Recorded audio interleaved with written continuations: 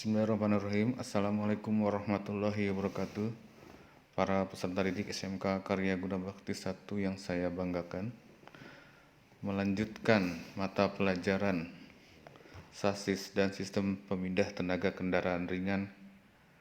Pada kesempatan kali ini saya akan menjelaskan kompetensi dasar menerapkan cara perawatan sistem kemudi.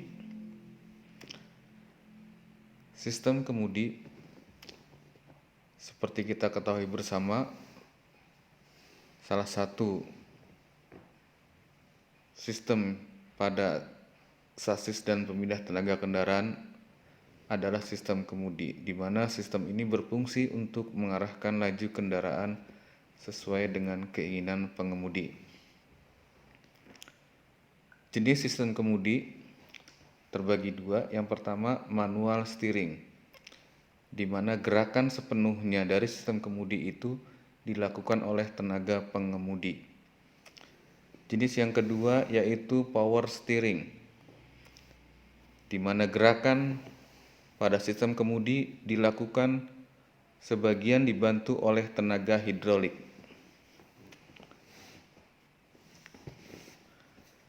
Komponen-komponen sistem kemudi tampak pada gambar.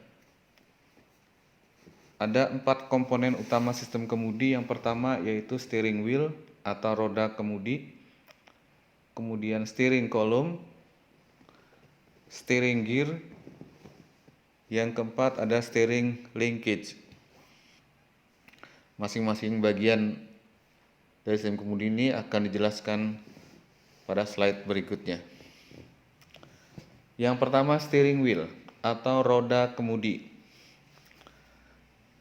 Roda kemudi umumnya terbagi dua, ada yang kecil, ada yang besar. Ini dilihat dari ukurannya.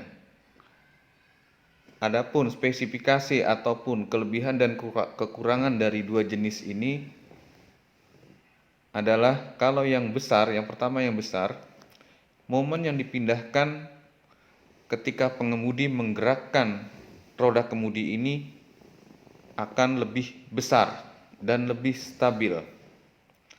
Hanya saja mempunyai kekurangan untuk menempatkan roda kemudi ini menjadi makan tempat atau menjadi lebih sempit ruang pengemudinya.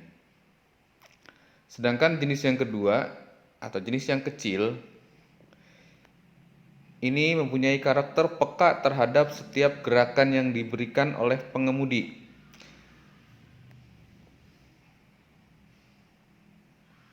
Kemudian kekurangannya adalah tenaga untuk memutar roda kemudi ini terasa lebih berat dibandingkan yang besar.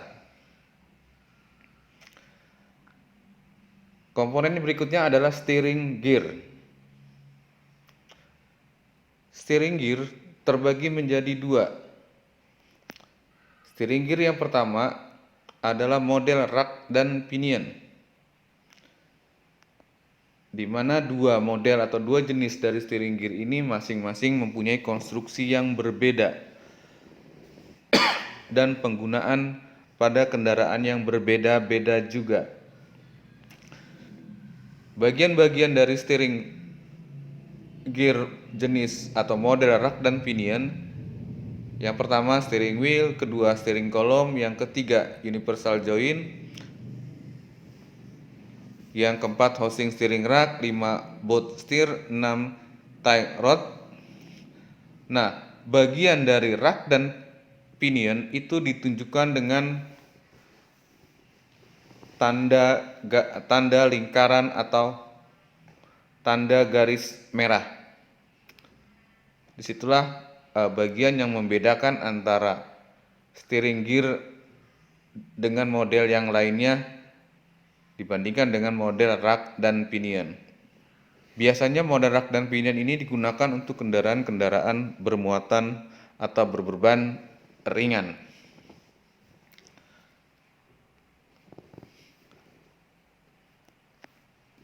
Nah, ini berikutnya prinsip kerja dari tipe rack and pinion. Prinsip kerjanya yaitu bila roda kemudi diputar atau steering wheel diputar, maka gerakan diteruskan ke roda gigi pinion, di mana roda gigi pinion selanjutnya akan menggerakkan roda gigi rack searah mendatar. Rack ini kata lainnya adalah batangan tapi mempunyai roda gigi. Ya, jadi sebuah batangan di mana bagiannya terdapat roda gigi yang nantinya akan digerakkan atau bertemu dengan roda gigi pinion. Gerakan rack ini atau batangan gigi ini akan diteruskan ke steering knuckle melalui tie rod sehingga roda membelok. Steering knuckle dan tie rod ini merupakan bagian dari steering linkage atau lengan-lengan kemudi. Sistem kemudi model recirculating ball. Bagiannya ditunjukkan dengan nomor 3 yang membedakan dengan jenis rack dan pinion.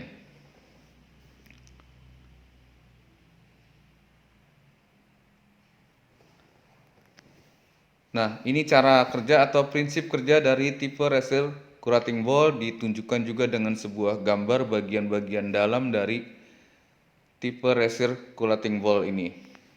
Bila roda kemudi diputar, maka gerakan ini diteruskan ke worm sub atau poros cacing yang ditunjukkan dengan nomor 3. Sehingga nut atau mur kemudi akan bergerak mendatar ke kiri atau ke kanan. Sementara nut bergerak, sektor sub juga akan ikut berputar menggerakkan pitman arm yang diteruskan ke roda depan melalui batang-batang kemudi atau steering linkage yang pada akhirnya juga menyebabkan atau mengakibatkan roda berbelok. Kemudian steering column.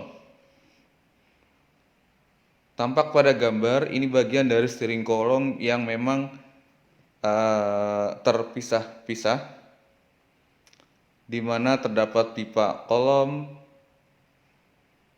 dan sampai ke bagian bawah yaitu poros intermediate. Yang berikutnya yaitu steering linkage atau lengan-lengan kemudi,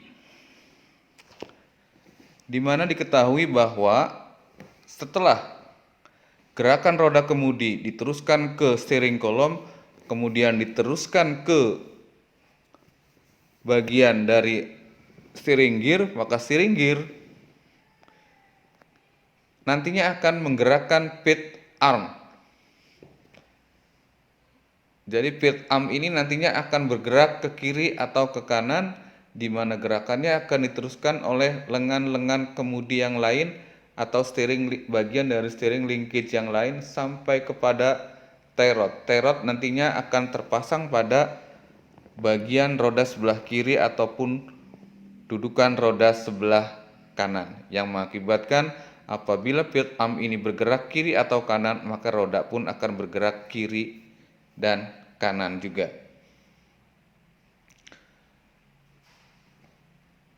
Terima kasih atas perhatiannya. Mohon maaf atas segala kekurangan, dan penjelasan berikutnya nanti akan dijelaskan di bagian sistem kemudi untuk power steering. Terima kasih. Wassalamualaikum warahmatullahi wabarakatuh.